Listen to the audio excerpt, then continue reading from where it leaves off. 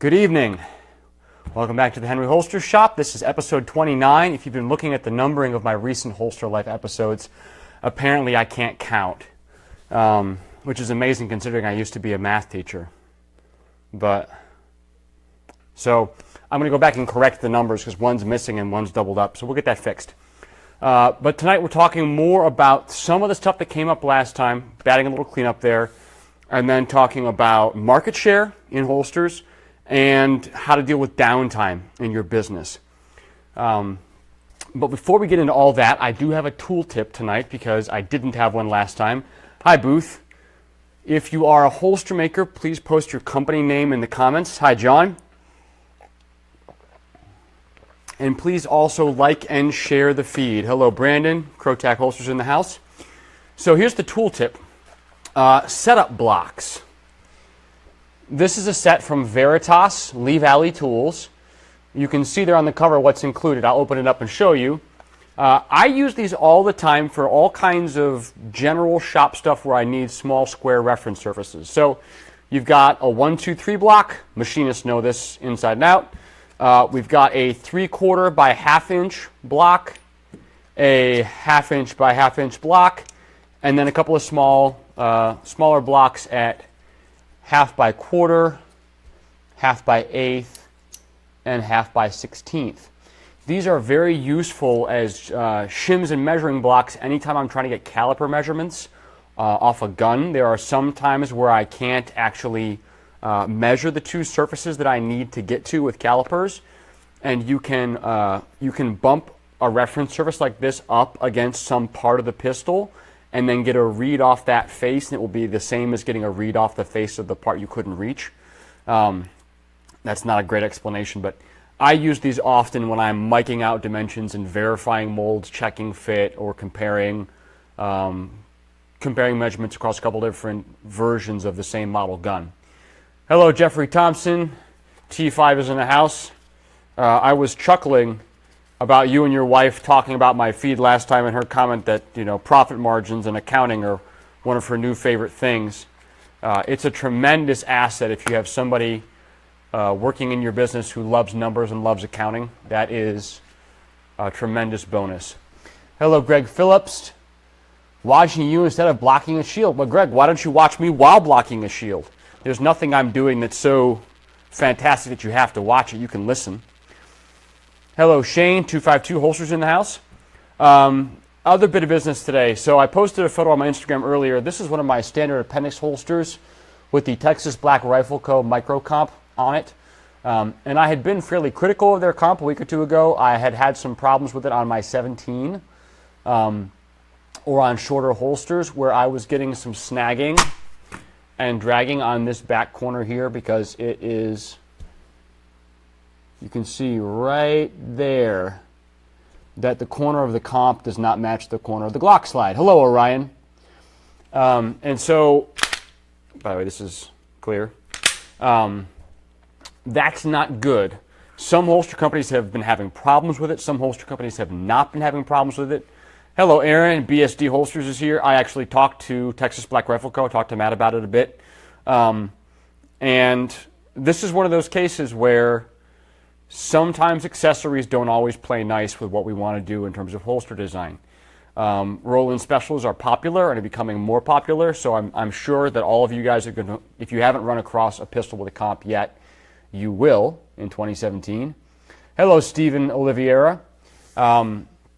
And so just take into account, and we find this with lights and lasers all the time also, the people who design those accessories are not holster makers and do not design in a way that always makes your job easier. They're not designing to help you. They're just designing for their purposes, which means that you'll often have to do workarounds to get their stuff to work well with your rigs. That's fine, but we always want to make sure that when if somebody requests a rig and they have accessories on it that you can't duplicate in your shop, if they've got a comp or something else, other aftermarket stuff, understand that that's a danger zone where factors can kind of collide to produce an underperforming holster in ways that you can't really anticipate without having the actual things in hand. So if somebody just sent me a picture of this and said, hey, I've got this 19, it's 34 length with a comp on it, but I want a standard 19 holster and I want the muzzle kind of exposed, I want it cut off.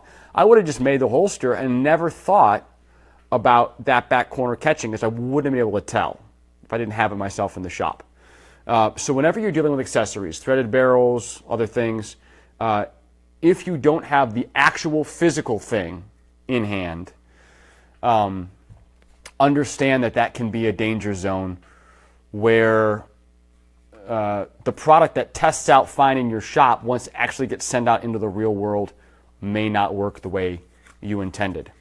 So if you, in this case, this works fine because the comp doesn't stick out far enough to get beyond that muzzle edge and catch, because this is a 17 length holster. If it was a 19 length holster, molded the way that I mold mine, there'd be some catching on that back corner. So there's always workarounds, but understand where the issues are. So last time I spent a lot of time talking about margin and price, and I generally encourage people to consider raising their prices because generally the producer, the maker, the salesman is more sensitive to the price of the thing than the person buying it, which seems strange because the person buying is the one putting down actual money for it, but the person who is selling it wants to make the sale. The person who's making it wants to sell it. And if you think that it's overpriced, hello, Chris, C&G Holsters in the house. If you think that your work is overpriced, that hampers your ability to actually sell it, because you won't be able to, you'll be reluctant to sell. If you think you're charging too much, you'll be reluctant to sell. And what I was trying to point out in the talk was that in most cases, you should hear regularly from potential customers that they think your prices are too high. And the reason you should hear that is because you are a tiny portion of the market. And if every customer who ever came across your stuff thought, oh, that price point's great, I'll buy one right now, all that tells you is your price is so low that nobody thinks it's too high. And if nobody thinks your price is too high, your price is too low. Make sense? Now, that connects to the idea of market share. How much market share you have, how much market share you want to try to get, and what you're going to do with it when you get it. So, connected to the idea of selling at a low margin and making up the profit on volume is the idea of coming in low, coming in under the competition for the express purpose of expanding your market share, gaining new customers or poaching customers. They're not, they don't belong to the other company, but attracting customers from your competitors. Big businesses, when they control a lot of market share, have additional things they can try to do with their pricing. A very basic one is sometimes very large companies deliberately adjust pricing to make it difficult for new competitors to enter that market. None of us, my comments have somewhat frozen up. If you guys are still here, please post a comment up. If you've recently joined and you're a holster maker, please post your company name and also like and share the feed. But a big company can use pricing to hurt competitors or price certain products very low to get people in the door, knowing they'll make up the missing money, they'll make up the margin, they'll heal up on that lost money by selling other stuff. This is the idea of a loss leader. This is common in all kinds of industries, and it's not the case that everybody expects to have the same margin across the board on all their products. A great example is fast food. If you eat at places like McDonald's, where they really make their money, soft drinks, fries, not burgers. But they know that most people who come in buy some of each of the things, some of the low margin stuff and some of the high margin stuff, and the margin on things like Coca-Cola is so high that Blade Tech Tom Crawford is Blade Tech watching my Facebook live feed? Unbelievable. I don't know if you're the real Blade Tech or some other Blade Tech, like, you know, Backyard Blade Tech out of New Zealand. Who knows? But Tom Crawford, I'm going to look you up later and find out who the heck you are, because if you're actually from Blade Tech, the Blade Tech, welcome. I'm excited to have you here. But in a small business, deliberately selling products at no margin or at a loss to get people in the door is probably something you don't have the capital to really afford. Hi, Tony. That real one. Whoa, guys. Blade Tech is watching my Facebook live feed. Tom, that's awesome. I would love to know a little bit more about what you do at Blade Tech. So if you're able, if you could post a comment and tell me what you do at Blade Tech, I would be incredibly interested. Loss leading stuff is really not a great CPO.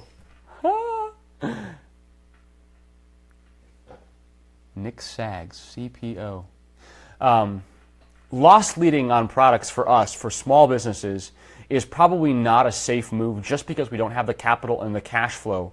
And none of our products are such super high margin that we can really make up lost margin on other products. So an example would be like, if you priced holsters at a price that you were just like barely making money, you priced them essentially at your cost. John says, grow market share with a low price and then release a second tier of higher priced items into the established dealer and distribution network. So that's one legitimate strategy that leaves you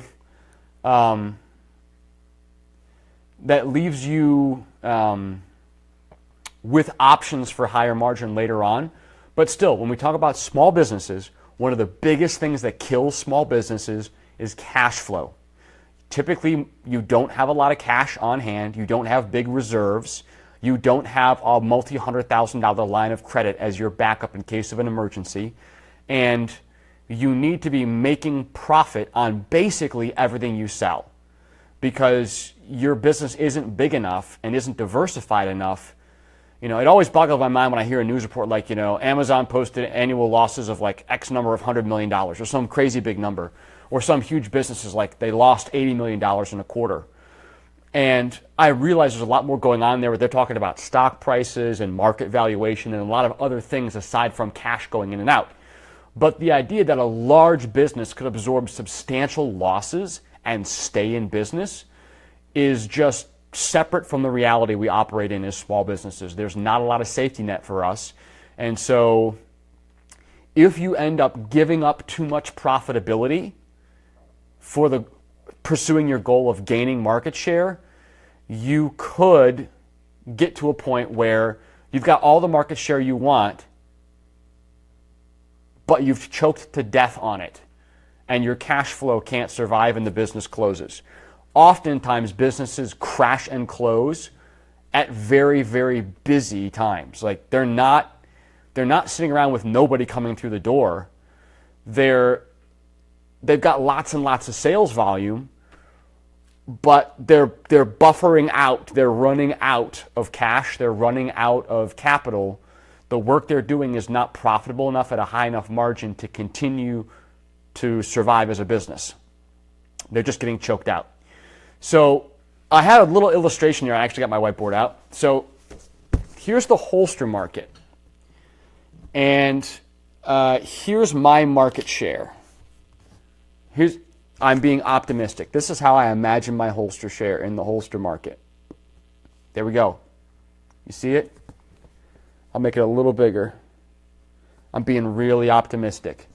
That little dot right there is my market share. The holster market is enormous. The gun market is enormous. And when we're dealing with holsters, it's not even a single unit per person kind of item. You can sell multiple holsters to a single customer for the same gun, depending on accessories they want to put on or off, different seasonal, different types of clothing they would carry. And so the available market share is enormous. Enormous. No one company is ever going to have like massive domination of the market, even though there are a lot of big companies that have a significant chunk of the market share, none of these small companies, not you, not me, talking to like most of you. Hi, Jamie Lowe. Yeah, like not you, Jamie Lowe. Is this a mosquito? Unbelievable. Mosquito in my shop. It's February. Shouldn't have mosquitoes in my shop. So the idea of I'm going to gain market share can sound like it makes a lot of sense, but for me, I don't care about it. It doesn't matter to me how much market share I have because I'm always going to be such a small slice of this market because the market is so big and there are so many companies in it. I'm always going to be such a small slice that any of the traditional kinds of things that having a lot of market share would allow a company to do are never, ever going to come into play for me. I'm never going to control enough of the market to really drive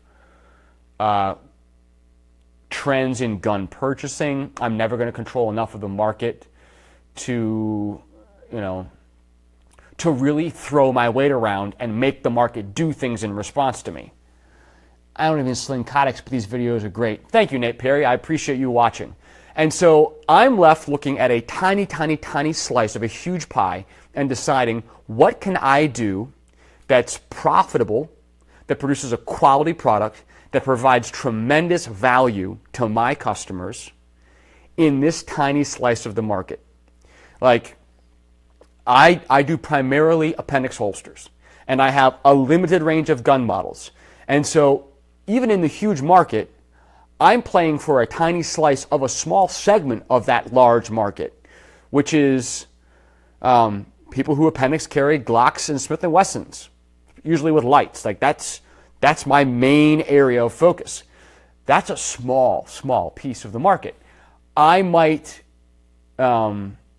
control a proportionally larger piece of that market if we considered the appendix carry market as a sub-market, its own self-contained thing. And I have more ability to influence tastes, to innovate, to push other competitors around, sort of, in that space. But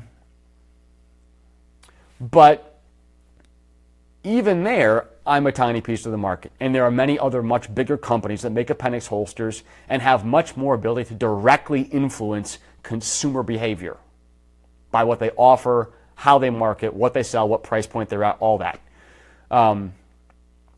Having sold my holsters at the price point that I'm at for a while now, I'm probably due for a price increase. But I know customers buy at these prices because I make sales at the price that I'm at now. And I know customers buy at higher prices because some of the other companies that make a similar product to mine charge more, and people buy those holsters. I see people talking about them on social media. I see pictures of people using them. I see YouTube video reviews of people checking them out. I see pictures of them showing up at classes, or I run into them at classes. So I know that there are other higher priced options out there that are also selling. And I could sell a more expensive holster than what I currently make without a problem, as long as I could make a convincing sale for the value of that item at that price point. I don't think you could sell a $90 Versa carry. Maybe you could. Maybe if you were an exceptional salesman, you could sell a $90 Versa carry or a $150 clip draw.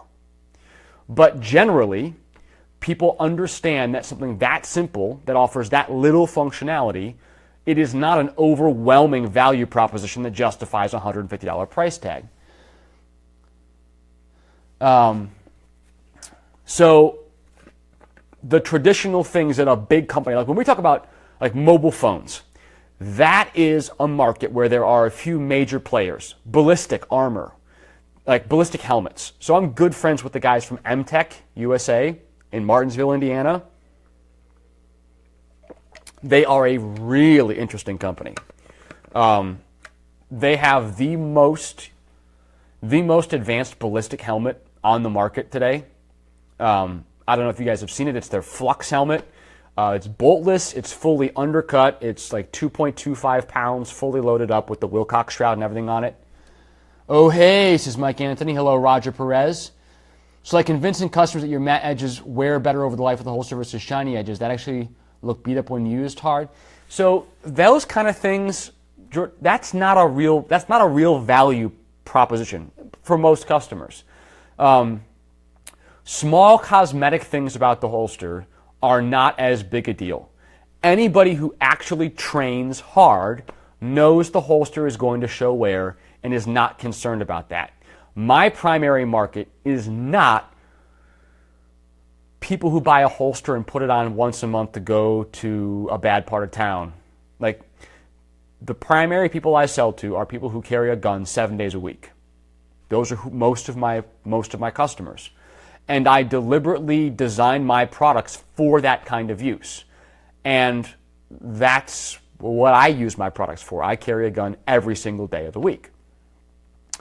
And so the value prop that I make is, it's carefully thought out by a person who trains, who carries all the time, who understands what a shooter needs. It's minimal in footprint. It has everything you need, nothing you don't. No extraneous bells and whistles, no extra stuff to come loose. It conceals well, it's durable, it's comfortable, and it's pretty much set and forget. Like a lot of my holsters, my light-bearing holsters, because lights are a little more sensitive, and some, like, there are different generations of the APL, different versions of the X300 Ultra. To accommodate that, I have to build in adjustable retention. But on my standard Glock holsters, zero adjustability. This thing doesn't loosen up. You can't maladjust it. It is what it is. That's it. That's what you get.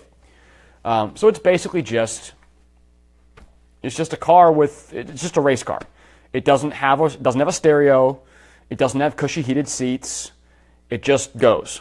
That's all it does. It's for driving. It's like I like to ride rigid frame, no suspension, single speed 29er mountain bikes. That's my jam. When I'm riding, I like going at medium speeds on rolling single track. I'm not big into crazy downhill. I don't like really aggressive climbing. I like a lot of rolling terrain. I like to ride single speed, no suspension, just rigid frame. That is very much like my holster philosophy. This is a fixie. It's a single speed bicycle. Doesn't have a lot of options. The thing that it does really well though. And for the kind of user who wants that simplicity, if you've never tried trail riding with a bike that has no shifters to be fumbling around with, it's a revelation. When you get out on a trail and you're riding and the only thing you have is leg power to get up every hill. There's nothing else. You can't shift. You can't work up tons and tons of speed by shifting aggressively to a really hard gear and getting up tons of momentum on some downhill to coast over the next hill. No. You've got one gear, that's it. It's the equivalent of pumping iron with your legs. If you want to get up the next hill, you got to pump your way up the next hill. But when you're riding, you're free to just think about the line, to think about the flow, to look where you're going, to move. You have to treat the line of the trail completely differently when you're riding with no suspension, because the rigid is unforgiving. When I've ridden dual suspension, sort of cushier bikes, you're basically like, okay, yeah, roots, rocks, whatever. I'm just going to ride. And the bike just sort of cushions it all out. I just ride wherever I want. You try that on a rigid, and you get punished. And so you've got to work with the flow of the trail, all kinds of different stuff. Like, when you have a non-adjustable holster, draw stroke technique becomes more important, because you can't loosen it up until just the lightest touch, and the gun just sort of floats up out of the holster. You've got to work it. You got to get that good firing grip. You got to break past that retention point crisply, and then make your draw stroke, make your presentation on target. So, got a little bit off topic. Let me get back. I had coffee, evening coffee tonight, getting ready for this, which is why I'm probably talking even a little faster than usual.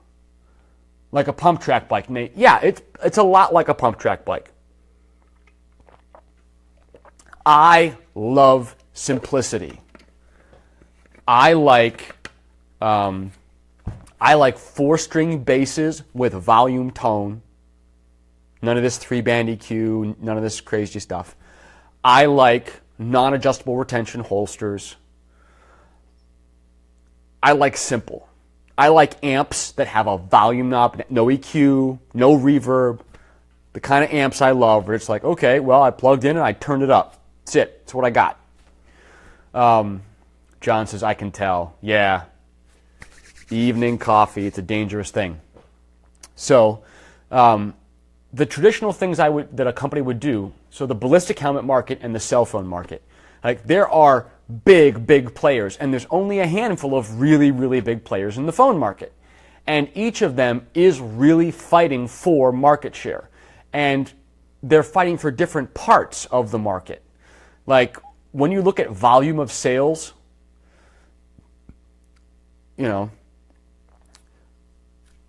first, second, and third place in terms of overall volume of mobile phone, of cellular sales, it doesn't shift around that much. The company that's in first place tends to stay there, but the cost of getting into that market is so high. Like developing a functioning, high-quality, modern smartphone is really complicated. Hey, McGinnis, Cascadia Kydex is in the house. Thank you for stopping by.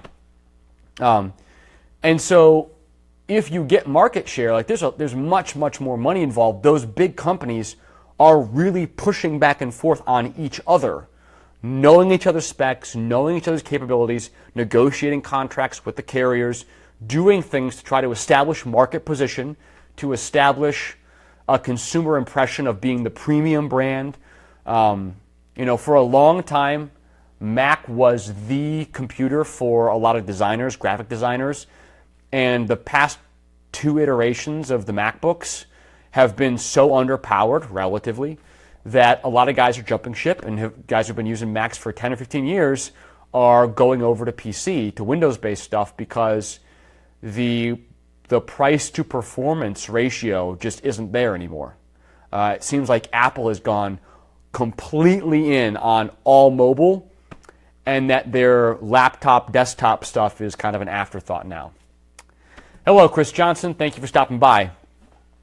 And so in those fields where there are a smaller number of major players, market share has a different level of utility. For a tiny company, even carrying, there's no way for me to even quantify what market share I hold. I would have to know the total number of holsters sold in the country in a year, and then factor in my number of holster sales as a percentage to figure out what my market share was. But you can get places where you can get more market share that actually matters. You can look for local market share. So if you've got a couple of gun stores or pawn shops or sporting goods places in your area that carry holsters. Hello, Clark. Late but here. I was talking about your favorite pistol comp just a little while ago. Clark. You can actually try to establish a dominant position in a local or regional small market. Getting gun stores on board, getting to know the manager of the sporting goods store, getting holsters for sale at a local gun range, sponsoring local trainers, giving gear to them so they show it to their students. There are ways you can establish a more dominant position there regionally, but you can't really, as a small business, try to take a big bite out of the holster market. And I don't really even think about it. I don't think about market share in those terms as something I'm trying to gain. But the second part of tonight's talk is about downtime. And this is a really interesting thing because it is a virtue. One of the ways that entrepreneurs, the business owners, that self-starters, guys who run a shop, guys who make Kydex, one of the ways we virtue signal, it's the grind hard, brag humble thing, is it's a virtue to be insanely busy. It's a virtue to be absolutely up to the gills in work, to have no free time, to be drinking your 9th cup of coffee at 3 o'clock in the morning and then going to bed at 4 and getting up at 6 to go to your day job and then coming back home to crush everything. And Josh Beaumont, I don't really do international sales. It's not because I can't, I just haven't bothered to get into what's involved in making sure it's cool. And so rather than do something I don't really understand well, I just stay away from it. I haven't needed it so far. If you don't have downtime in your business, your prices are too low. Grind hard, brag humble. Yeah, grind hard, brag humble. It's John Haltman and that's our play on the grind hard, stay humble. It's grind hard, brag humble. So feel free to use it, hashtag it on your holster stuff, grind hard, brag humble. Been bending plastic for 22 years. You're doing an awesome job for the guys getting into the industry. Keep up the great work. Co-owner, board member, Tom Crawford, one of the board members of Blade Tech, is watching my feed from my shop. Tom, thank you for stopping by. That makes my night. Speaking of which, I was just assembling a bunch of my AR magazine carriers with your tech locks, getting ready to ship those out on Monday. The idea of having downtime being a problem, it's not a problem. And here's why it's not a problem, why downtime is actually something you need in your business. I'll explain I'll define downtime. Downtime for me is time that is not directly tied up in fulfilling production items that are on deadlines. You're like, well, then I have, lots of other stuff is downtime. By downtime, I don't mean sitting around twiddling your thumbs or sitting around watching an entire season of some show on Netflix over the weekend. If you have that kind of downtime, you need to be working harder, probably.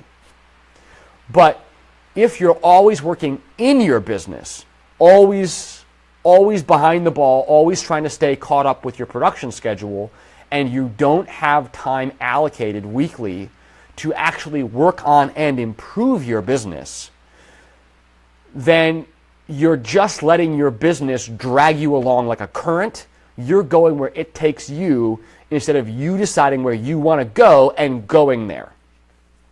Hello, Skylar. A little bit late, a little bit lat. Yeah, you are late. Like the feed, share the feed. And so what I mean by downtime is time that is freed up for you to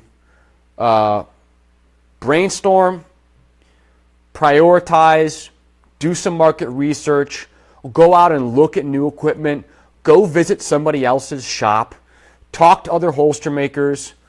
CAD work for days here. That's my downtime. Yeah, like trying out new products that aren't going to go up for sale immediately. I think way too many companies think, oh, I have a new idea, and they prototype it overnight, and the next day they're selling it.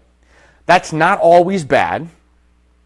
But I think too many guys rush a half-baked product onto Instagram and start selling it before they themselves have even taken an adequate amount of time to wear it, to use it, to test it, and to anticipate any potential issues with it.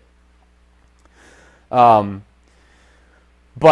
for me, downtime is figuring out marketing and product plans for the next year, thinking about what I want to do with employees. It's all the work that I have to do myself to lay the groundwork for the next steps, the next levels of business growth for my company. Because I'm not going to get from here to where I want to be in a year exclusively by cranking out holster after holster after holster after holster and always hitting my 2-week lead time. That's a great way to sell product.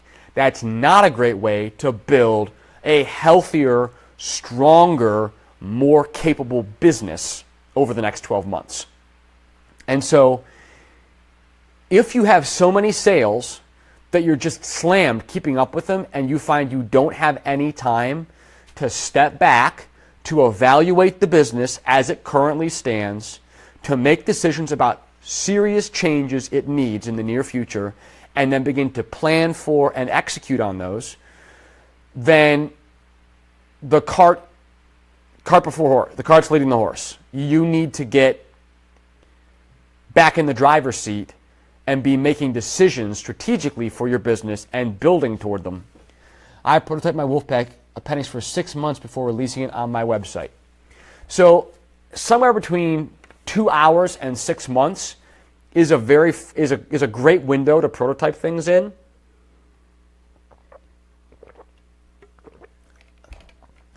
I'm trying to remember who said it. Somebody said, if you never have any bugs when you release a new product, then you waited way too long to bring it to market. So it is expected that you're going to have some revisions, some adjustments, that some users will find problems or things you didn't anticipate and that the people you sent prototypes out to for testing didn't catch. That's normal. But you shouldn't put a product that hasn't been tested out onto the market, especially when we're talking about gear that's going to be potentially involved in life or death, lethal force encounter kind of stuff. Don't put untested products on the market. But the kinds of downtime that I'm working on building into my business, some bugs are only going to be discovered in production, Harrison. That's true, and that's one of the reasons why when I do custom molds, I go through multiple revisions with the customer, and then I give them revised copies of the prototype low-volume HDPE molds and say, let's run these for a couple of weeks or even a couple of months so that they can go into production with molds that are easily replaced, easily modified, and are not expensive to replace. So that if there are any kinds of bugs that only show up once they start pushing out some volume, that we can catch those and we can still do another revision and update and keep them going quickly without having put out the finished product of the mold and then having to go back and redo the master aluminum mold. That's not as fun. Hello from On Point Holsters. Hello, On Point Holsters. And so I've mentioned this story of F-Base, George Furlanetto from Canada. A good friend of mine got a call from George a year after he had bought a base from F-Base. And Furlanetto is, F-Base is not a humongous company. They're not Fender, they're not Gibson. But they're big enough that a phone call from the owner and the founder is kind of unusual. And he was just calling up a customer who'd bought their product a year later to find out how it was working, if he had any questions, if he'd had any problems. Because if there are problems with your product or your customers have feedback, but the feedback doesn't make it to you, you can't benefit from it. Gotta go. I'll watch the whole thing later. Have a good night, Skylar. Thank you for stopping by. So here's an idea for downtime.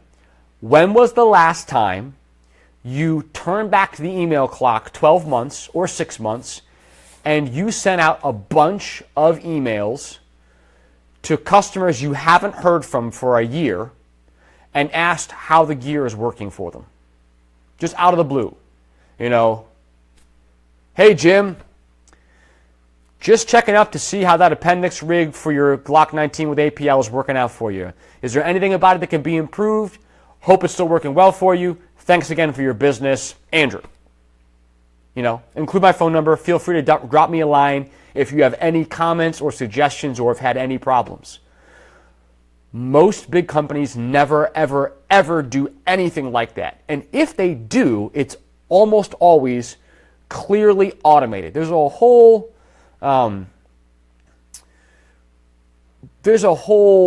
business built around how to send out automated emails that sound kind of like they were written by a real person when they were really only generated by a computer. And when you're a small business owner, your ability to be completely genuine, authentic, write a one-to-one email to a customer to ask how they're doing and ask how the product is working, that has real value. In addition to being a way for you to get valuable feedback that you might not get otherwise, because the customer might not think to send you the feedback unless you remind them or ask them about it, or it just might not be worth the trouble. They might think, oh yeah, he's not going to care. I'll never hear, why would I fire off an email to some company that I'll never hear back from? Usually a customer won't give you feedback unless they're really ecstatic or really unhappy. So I called up a company this past week to complain about their web store because it was excruciatingly bad to use. Excruciatingly bad. One of the worst I've used in a long time. And hello, Brandon Chasteen. I called this company up and I asked to speak to somebody in sales, and I specifically asked to talk to somebody who knew or worked on their web store. And I keep up with some of the most frequent and engaged customers and occasionally send them something for free. Yes, customers who've done a really good job for you, who have helped you sell product, who have gotten you good exposure, those customers are worth their weight in gold. Send them free product. Show them that you appreciate their loyalty, you appreciate their attention, you appreciate the effort and the networking that they've done for free on your behalf, and compensate them for it. But I called this company up and asked to talk to somebody in customer service about the web store, and I was totally cheerful and polite. I wasn't angry. I didn't call up to shout at anybody, but I explained very clearly why the web store that they had, some function of it, was so unacceptably bad. Like, some web stores, depending on what they're selling and how complicated the product list is, sometimes it gets to be a pain. Hello, Jonathan. Yes, you did actually catch one of these live. You caught one of these very live. I had my evening coffee, which I almost never do. And I haven't seen Matthew Bills stop by, but if he does, if he watches this later, Matthew Bills, I took a break from forming all your shells to do this Facebook Live feed, and then when I'm done with it, I'm going back to forming more of your shells. So shields are in process. But when I explained to this guy what a wretched experience, and I used the word wretched, the functionality on your web store is wretched. When I explained what a nasty time I'd had trying to buy a product from him on his web store, he didn't take it personally. It's not his company. He's not upset about it. He's not, I'm not attacking him. But when I explained what had happened, he's like, oh, yeah, that sounds terrible. Thank you for letting me know about that. And he honestly was thankful. And I hope that the person he passes that info along to can actually do something useful with it, because the web store wasted a bunch of my time that afternoon. And I know that that company doesn't want the web store wasting my time and doesn't want that problem to go unresolved and waste customer after customer after customer after customer's time down the road. Because most customers who ran into that problem and hated the web store probably never called about it. Like, have you ever had this nagging thought, like, I haven't seen an order in a couple days. I wonder if my web store is broken and no one's told me. Has that ever happened to you? It's happened to me that my web store was broken and didn't find out about it for several days, or that my emails had gotten messed up and I wasn't getting notifications of new orders, or something in the chain had gotten broken and I didn't hear about it. Like, when somebody brings something to your attention that's a problem, that is really valuable. Tim Johnson, new guy here, checking it all out. Well, Tim, thank you for stopping by and checking it all out. There's a lot to check out. I've been going a mile a minute tonight, but there's a whole bunch of other videos on my Facebook page. You can go back and watch any of the live videos previously that have the HolsterLife title on them, and it covers all kinds of stuff about the holster industry. Yes, happened once to me. Now I check the website daily, says Robert. That's not bad. That's not a bad idea to check your website daily to make sure it's actually functioning.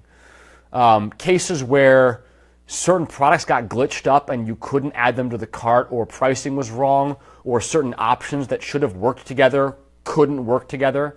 That kind of stuff is like small business owner's nightmare. And the worst thing is when you find out it's been broken and you don't know how long it's been broken for.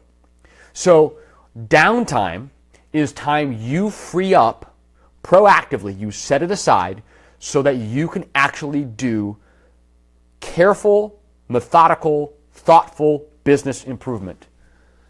There are some free monitoring systems. Look for synthetic transaction testing, Jason Burnett.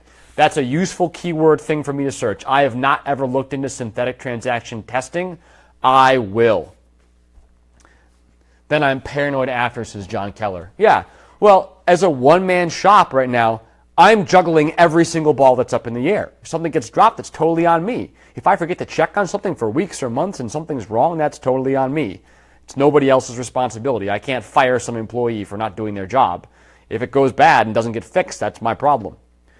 But I always want to be gradually improving my business. This is the lean thing.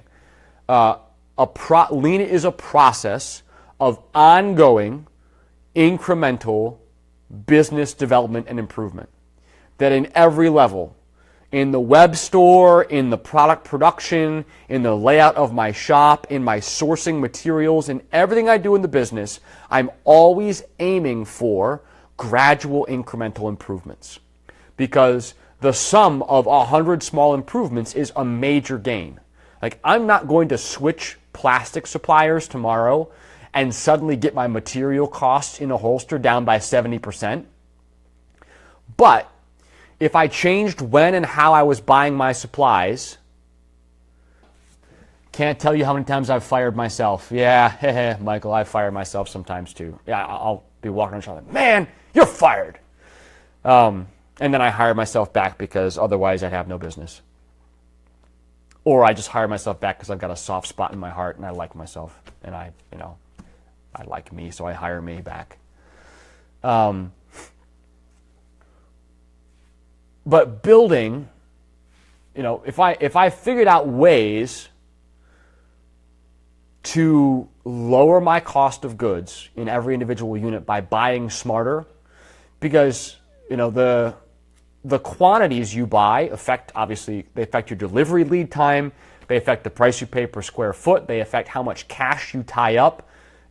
I would not want to, if I had an opportunity to get a fantastic deal on Boltaron that I use, the plastic I use all the time, and I could get it one time only for half my normal cost, but I had to buy 5 years worth at once. Can't do it. Doesn't matter how good the deal is, I can't do that because, first of all, I don't know if it's going to be the best suited material for me 5 years from now, and I don't have enough cash for that. I can't tie up that kind of money in materials that won't actually get used up and make me a profit for years. I just can't do it. And so I'm stuck somewhere in the middle, in between the buying this week the plastic I need for this week's holsters, which is what a lot of small hobbyists do. Like, they'll get 5 orders, they place an order with knifekits.com and get 5 1x2 foot pieces of plastic, and they make those 5 holsters, and the next week it's 5 different things, 5 different colors, and they place another order. And they're constantly buying. They're buying soft loops like 3 pair at a time, and they're buying tech locks 2 or 3 at a time.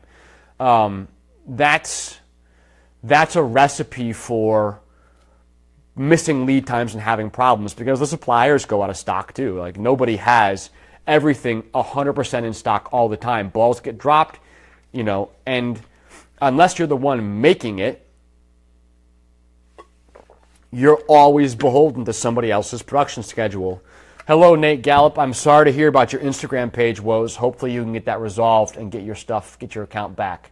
I did pack up some vacuum hose for you. It's already labeled. It's going to ship out on Monday. So that's that. But downtime, there's a whole bunch of things I want to learn about. There are things I want to do in my business that I don't yet know how to do. I want to learn. I've been talking to Jeff Kwan because he's better at it than I am, but I understand the basics of targeted marketing on Instagram, on Facebook, at different places. I want to actually learn the ins and outs of that better and become a practitioner who understands it on a really granular, fine detail level, to understand how to use it well, to understand where to allocate the money to get the best results. So I was talking to a holster maker today, and he's like, yeah, we're frustrated with Facebook advertising because, Nate Gallup, well, now you're watching it live. Welcome to the live show. You're really here. I'm really talking to you. This guy was frustrated with Facebook marketing because he'd said they'd been spending money on it and hadn't been seeing a lot of sales from it, enough sales from it. And I think he's making a mistake, and I told him so, that it's possible to spend money on marketing and have it not work, not because it can't work, but because you're not very good at it yet. It's possible to dump a whole bunch of money into Facebook advertising but not actually have good ads that are compelling or interesting to the people who see them and get very, very low click-throughs and almost none or no conversion at all. Not because Facebook doesn't target well, and not because it can't work, but because you're simply not very good at it. And so in anything, like advertising is not magic. It's not simply dollars in, dollars out.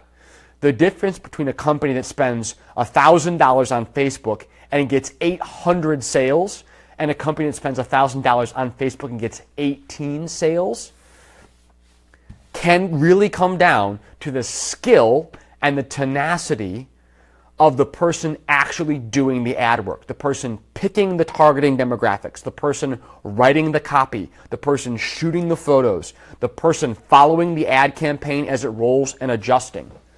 I'm planning on making downtime to travel to more medical classes and get deeper in that market, as well as travel to the busier dealers. Make time to be a real accessible face of the business, says John Hoffman. Hello, Martinez. Thank you for stopping by, even though you are late. I appreciate you coming by.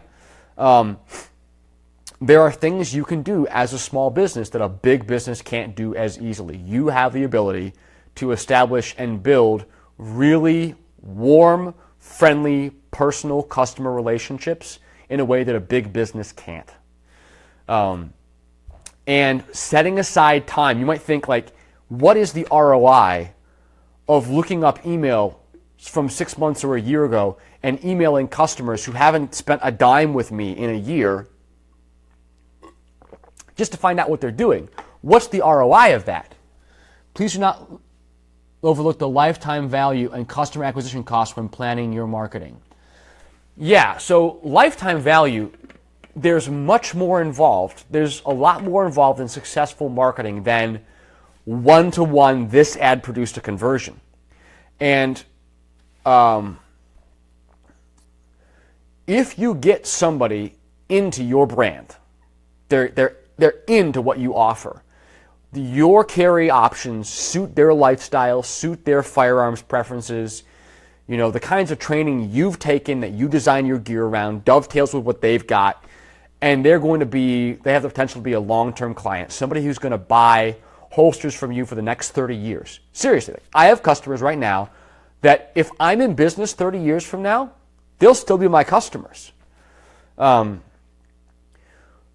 You can make a lot of sales to a customer over the lifetime of your relationship with them. And if they've already bought from you, you've already gotten over the hardest part, which is getting an initial sale from them. And so the ROI of following up with them and letting them know you still think about them. You're a small business, they're an individual customer, you care. You're willing to set aside your time from things that could be making money right now to reach out to them, to thank them for their business, to ask for feedback on the product. That really has value. If that turns into 5 or 6 more sales over the next 10 years, the ROI was absolutely there. No question. And so it's really easy to think too short term about marketing and sales. It's possible for a marketing campaign that costs $1,000 and produces 0 conversions to still be net worth it if it raises brand awareness in a way that you can sell against a year from now. It's not just about getting the transaction now. And companies that are very transactional now, that rubs off. Customers don't like being treated as a walking wallet, as a walking transaction. When somebody comments on, if I post a picture of a holster and somebody comments on it on social media, the really transactional move is to, as soon as they comment, as soon as you get any engagement from them, the transactional move is immediately to push them toward a sale. Reply to them and try to drive them to your website. Try to get them to buy. The building brand move is to engage with them, talk with them, answer their question, and not be transactional about it. That might mean you lose some sales because they might be asking questions on 5 different holster pages, and you might be the only guy who's not hard selling them on an immediate transaction. You might not get that initial sale. You might not ever get a sale from that potential client. But if you provide value to them, you answer their questions, you explain their product, you help them understand, you give them something worthwhile, that has value to your business. Nobody enjoys dealing with companies that only want to sell, and once they've got your money, they don't care about you. That's bad business. That is short-term, short-sighted business that gets transactions now, but builds long-term customer indifference or customer bad will. I want long-term customer goodwill. This is what Gary Vee calls legacy. And he talks about leaving money on the table, not pushing for every transaction right now, specifically because he wants to build relationships that lead to lifetime value for a customer. Jason Burnett says, be a trusted, let me scroll down. He says, be a trusted advisor and they will seek you out when they're ready to buy. And word of mouth is really valuable too. If you all should read, so read the book I recommended last time, How to Sell at Margins Higher Than Your Competitors, and then go out and read Gary Vaynerchuk's book, The Thank You Economy.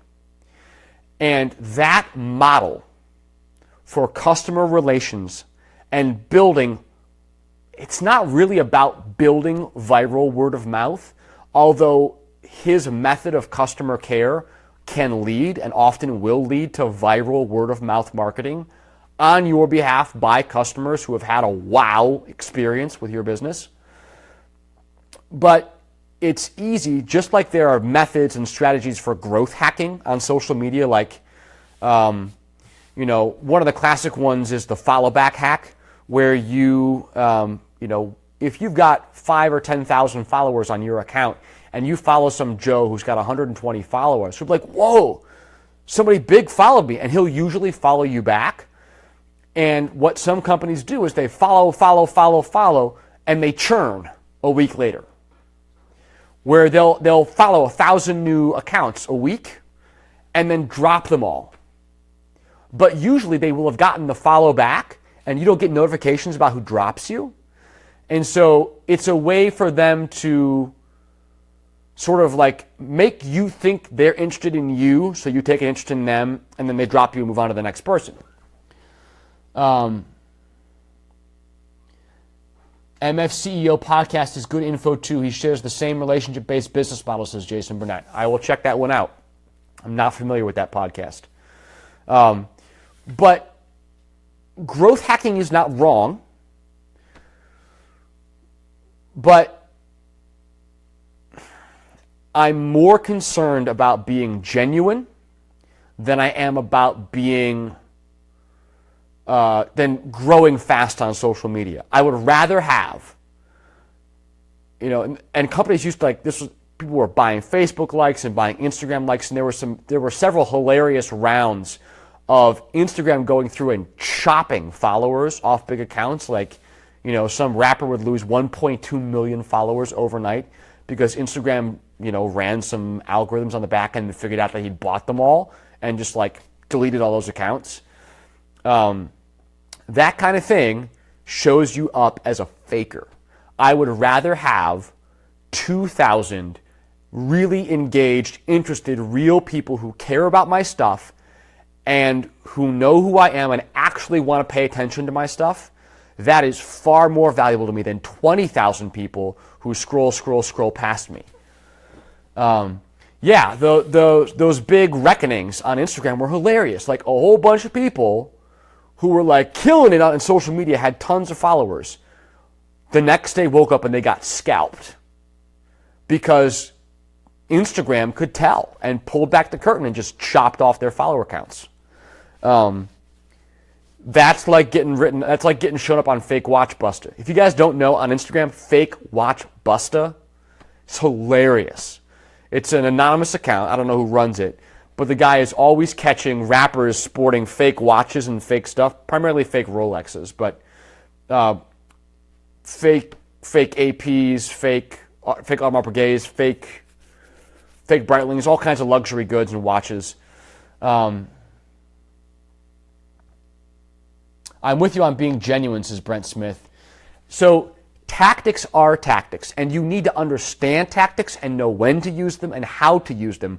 But tactics can't be a substitute for reality. They can't be a substitute for being genuine. The top line number, total number of followers, really doesn't matter nearly as much as engagement. Engagement is the whole game if you're actually trying to do something. Like if you're an influencer, if you're somebody who's on Instagram and builds a page for the purpose of getting other people to pay you to post their pictures, then your top line number is one part of what you sell on. You're like, well, I mean, for $100, I'll put a post up for 24 hours in front of my 318,000 followers. And someone else is like, whoa, you have 318,000 followers. Well, do your research. Actually scroll through 20 or 30 of that person's posts and see what they're actually getting in terms of comments and likes. Because I'm not nearly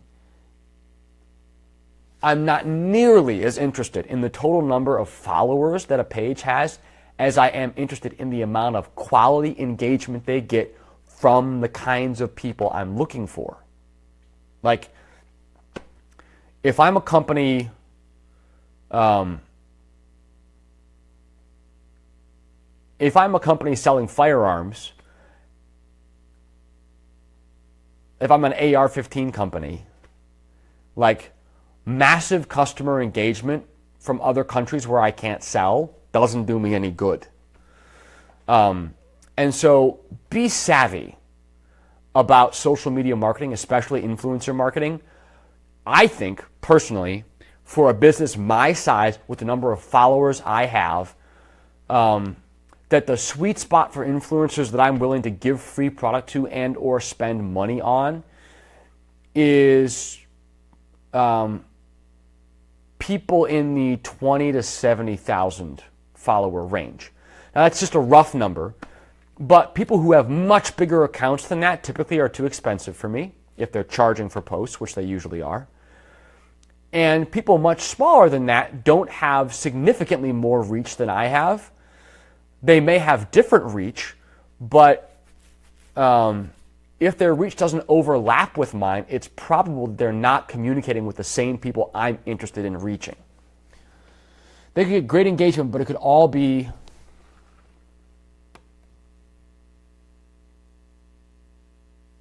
quality and type of engagement. Yeah, Jason, I had the exact same thing. I was posting with the hashtag EDC and had a bunch of like dudes from raves in Britain like, oh, I like your stuff, totally cool. I'm like, are you trying to sell ecstasy on my Instagram page? What are you doing here? It was very strange. So yeah, everyday carry. Write it out. Hashtag everyday carry. So if you actually want to be a student of marketing, you want to be a student of good customer care, you're going to have to build in downtime because you're probably not going to learn all this stuff intuitively. A lot of it is unintuitive or counterintuitive, or it's hard to hack your way through all the static, all the noise. I make a habit. Anytime anybody comments on my Instagram page, I always click through their account. I almost never fail to. And they get a 10-second eyeball assessment from me. And if their page looks spammy, they're blocked. I don't ever want them on my posts again. I want them gone. I never want to see them again. So if you comment on one of my posts and I click through and you are a life coach and you've got 1,000 followers and your entire feed consists of you posting pictures which you don't have copyright license to, of celebrities and other people, pictures that are not in the public domain and that are clearly not your pictures. And you're putting these generic, sugary, motivational quotes over them and then posting them up. You are banned, you are blocked so fast. A spammy-looking page, Aaron. A spammy-looking page is pretty much any chick not wearing much clothes, blocked. Any page that consists primarily of motivational quotes or marketing stuff, blocked. Any page that a lot of their posts are reposting stuff for giveaways, blocked. A page that primarily aggregates content with no discernible overlap with my market, blocked. Pages that are clearly sales-oriented and are being run like crap by companies I don't care about. Like, if you're a CNC tooling company and you've had an Instagram page for a year and you have 7 posts and you follow my page, I'm going to block you because I don't care about you and I don't want your engagement on my page. People who I don't block, real people. If I look at your page and it's like, oh, this is a real person, not blocked. Like, those are the people I want to have engaged with me. Those are the people who I want to put my stuff in front of, real people. And real people, people's BS sensor, their fake meter, their ability to sense tactics and spamminess has never, ever been more finely tuned than it is tuned now. People are like, oh man, there's just so much marketing, there's so much advertising, it's like this impenetrable sea of crap. People can't sort through it. Actually, they do. I want to see dogs, families, food, and vacations, says John Hauptman. Yeah. I don't have a lot of interest in other people's vacations. But especially young people who are growing up natively in this digital environment where they're on social media, they're on Instagram, they're on Snapchat, they're on Musical.ly, they're on all these other things. Their ability to sense insincere tactics is so keen that if you come across as spammy, they will stop paying attention to you.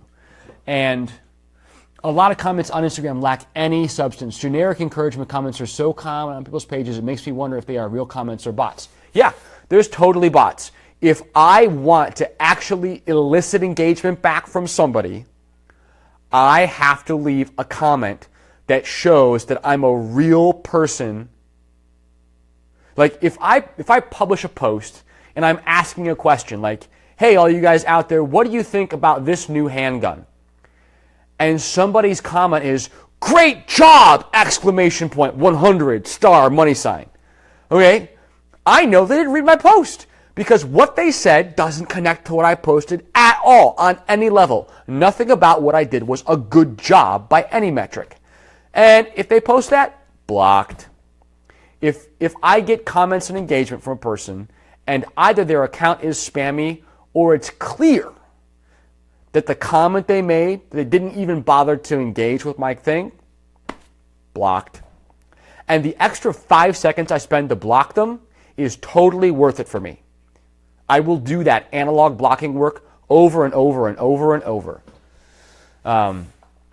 But downtime, like, I want to learn new tools in CAD. I want to learn new methods of machining. I want to learn how to run different kinds of machines I don't know how to run yet.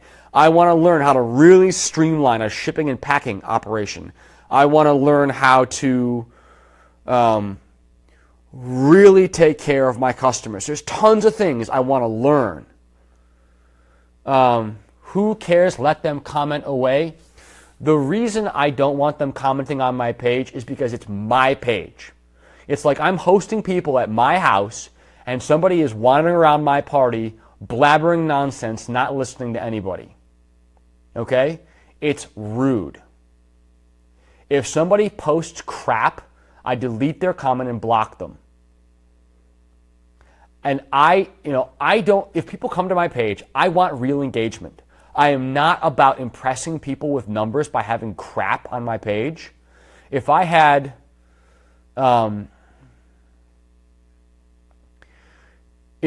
thread that had 90 comments and half of them were crap, and I had like 5 minutes where I was stuck waiting for something, and I had downtime, like I was at a restaurant waiting for my food, I would totally sit there and delete, because I want real people to see real engagement on my page. And it's always frustrating to me when I'm looking at somebody else's page and I'm trying to follow a discussion and half the comments are crap and nobody's moderating it. Now, that takes time to do. And if I was at a point where I was getting hundreds of comments per post, my ability to moderate them would be significantly hampered just by my lack of available time. But it's not hampered that way yet. I can sneak in a few minutes here and there to do that. And I'd rather keep my house clean, keep my page clean at this point. But John Hauptman posted some ideas of things that he does with his downtime. And this can be thinking about or sketching out new designs, revisiting or redesigning existing things, learning about new markets, following up with good customers.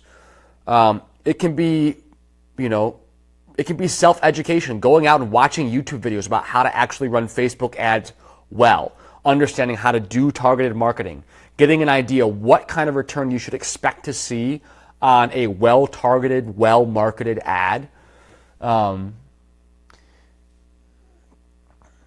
Need to run, says Bruce. Thank you for stopping by. I appreciate your time.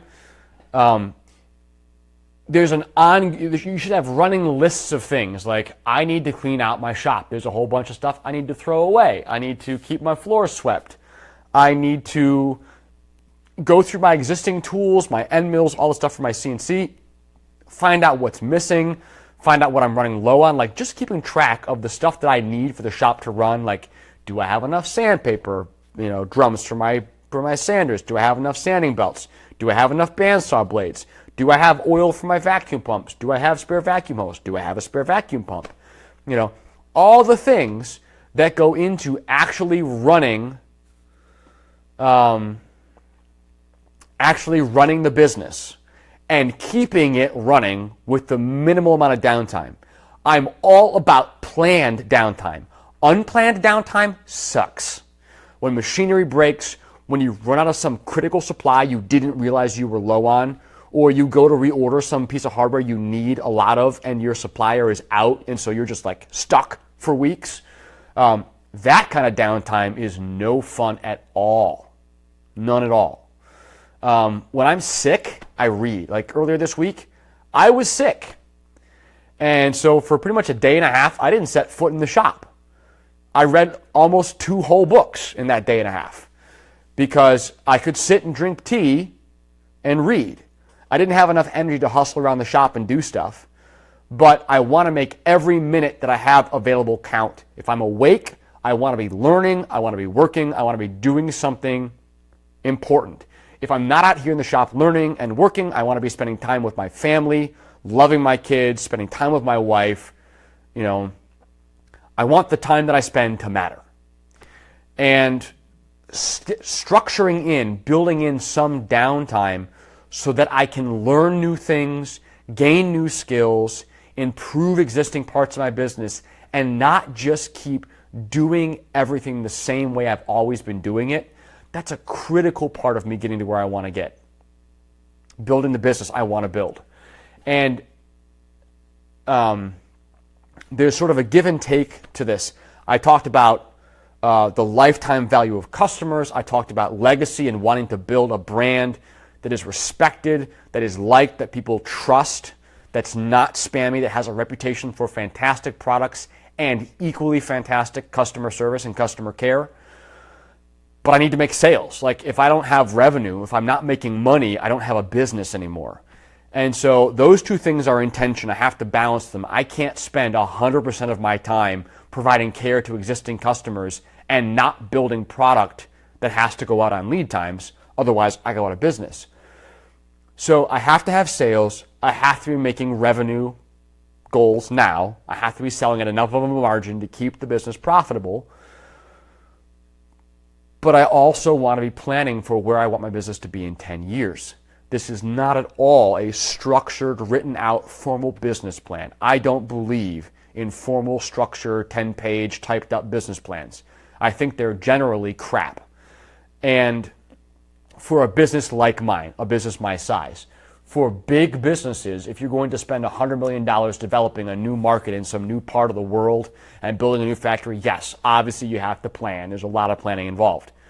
But I am much more interested in being a nimble company that is able to react and pivot and change what I'm doing, change how I'm doing it, change what I'm selling, change how I'm making it, change who I'm buying from, change who I'm selling to, change how I'm selling.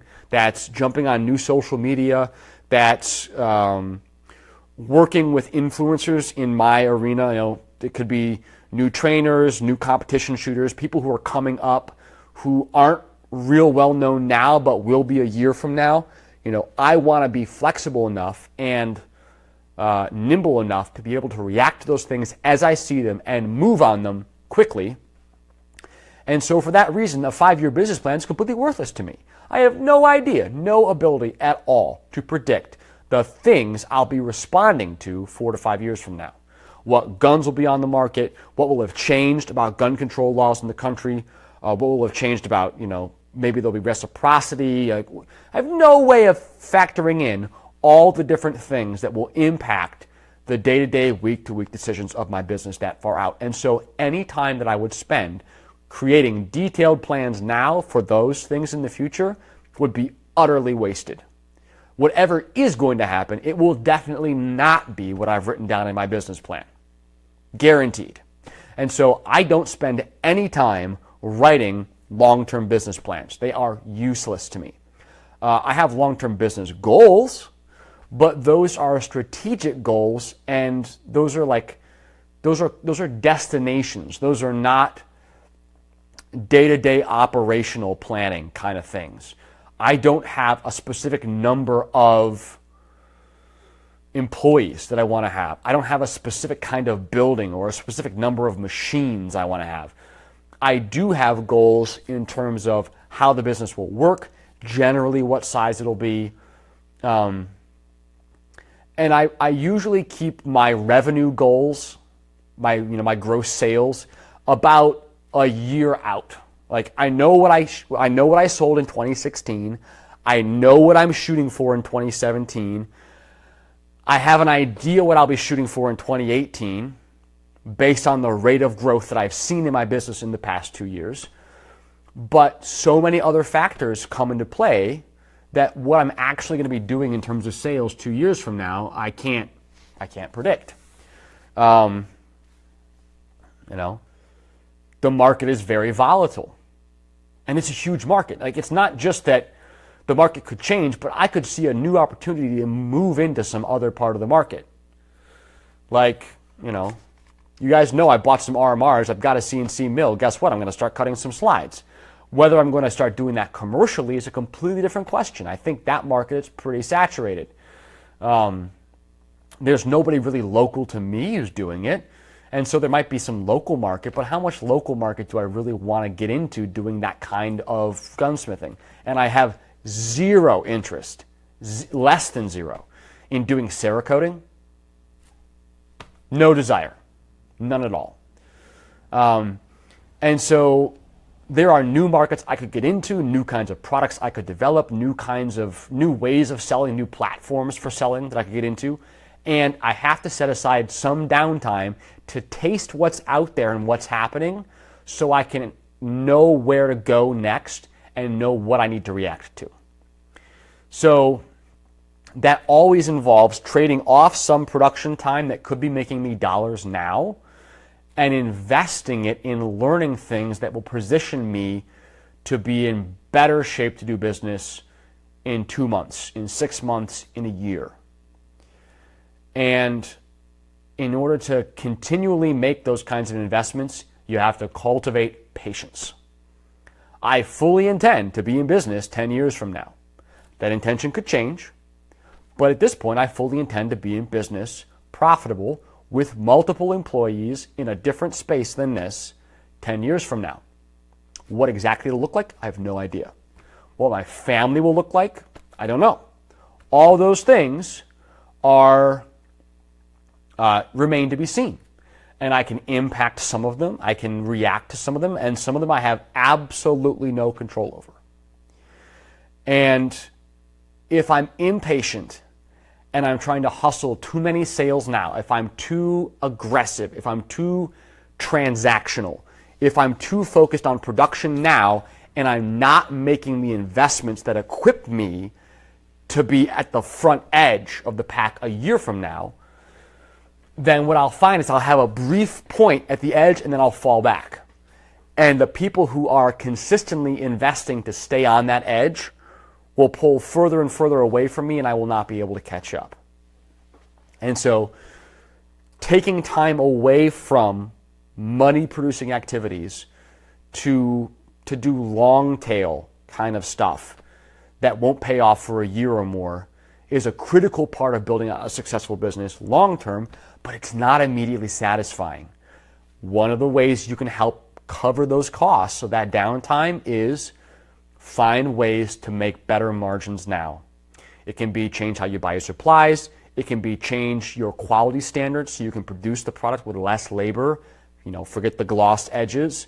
Keep the price the same, lower the labor cost, buy in bigger bulk, eliminate some colors, eliminate some options, bring your cost of goods down, increase your margin so that you can actually make the numbers you need to stay in business with less time eaten up, and then you free up some of that downtime to make investments into the things, into the skills, into the platforms, into the relationships, into the distributorships, into all the things that are going to play into you being well positioned a year from now to continue to grow. So, downtime, gotta have it. But downtime is not leisure time. Downtime, the kind of downtime I'm talking about, is not time where you have no orders. Although, if you end up for a period of time with a lull in orders, I think most holster companies look at that like, oh no, I have no orders. Well, if you have no orders and you can't survive if you couldn't survive a 4-week gap with no orders, that tells me that you are running really, really close to the wire.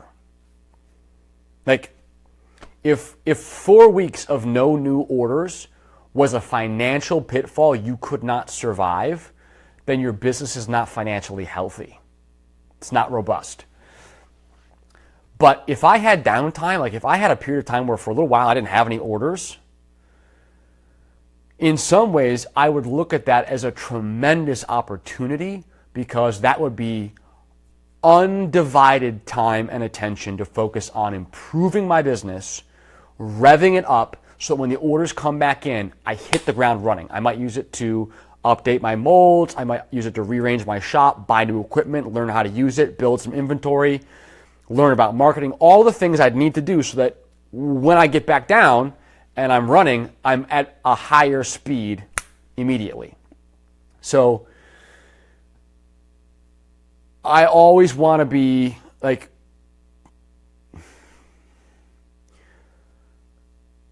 sales, I'm trying to think about this. Like, raising and lowering prices is a way of controlling the amount of work that you take in. If you're always slammed and you're just completely eaten up with production, you're not able to build your business. You should probably try to reduce the number of sales you're taking in, but make those sales more profitable. So I've pretty much circled around to saying the same thing 4 or 5 times in a row now, which is my cue that it's time for me to stop and get back to making some holster shells for Matthews Fabrication. So, John Hauptman says, investments into process improvements can give you more time, which allows you to pursue opportunities which justify the process development. Yeah, this is the sell or produce chicken and egg thing. A lot of guys don't have time to go out and sell because their existing production process is inefficient enough that all their time is eaten up hitting their current sales volume, but they feel like they're slowly suffocating at that sales volume, and they're just hoping that more sales are just going to show up. If you can't free up time to go out and get new sales, more sales are probably not going to show up. You need to be doing biz dev, business development. You need to be putting out content, engaging with your community. You need to be proactively doing things to elicit more sales. You have to be going out and asking for more sales. You have to be advertising. And if you don't have time to do that, because your current production process is tapped out, you're at capacity, if you got those new sales that you're hoping, your current process couldn't handle them. And so I recommend making upgrades on the process side in advance. Obviously not stupid in advance. Like if you are selling 2 or 3 holsters a month, going out and buying a CNC so you can CNC cut all your shells is a way out of whack priority. But if you're doing 100 holsters a week and you're hand cutting them all with a bandsaw and then sanding them, there is room for some significant process improvements to save you time. Hello, Chris Wimmer. Vail Solutions just joined up. I'm about to close down for the night, but I still appreciate you stopping by even for this little bit of time. So be reasonable about balancing selling versus making process improvements, but understand if you're running at capacity, you can't absorb more sales. So you always have to be building headroom into your process. You have to be buffering. I know a lot of you guys are old enough to be from the dial-up days. Like, if you ever tried to watch a video on YouTube on dial-up, and it was like you watch for 10 seconds and then pause, and you wait 30 seconds, and then hit play and watch for 10 seconds, and you see it buffering, and it's going this fast, and your playback is catching up to it, and then you pause. And this is just crawling, and you wait, and you're like, oh, well, I'll watch the next 5 seconds, and this catches up, and you pause. Like, that's not what you want in your production. You want to get to the point where you can comfortably go out and sell, and if you manage to hit one over the fence, and you get your hands on a really hot deal where some distributor or some gun store wants 200 holsters, and they want them 4 weeks away, they want them inside a month, and you're like, yes, I can hit that number cold. No problem. I have the horsepower in the production process to just step on the pedal and the process will jump. That's what you want to do because that actually gives you the ability to sell. If somebody comes to you and they want product and you're like, oh, I don't know if I can make that much.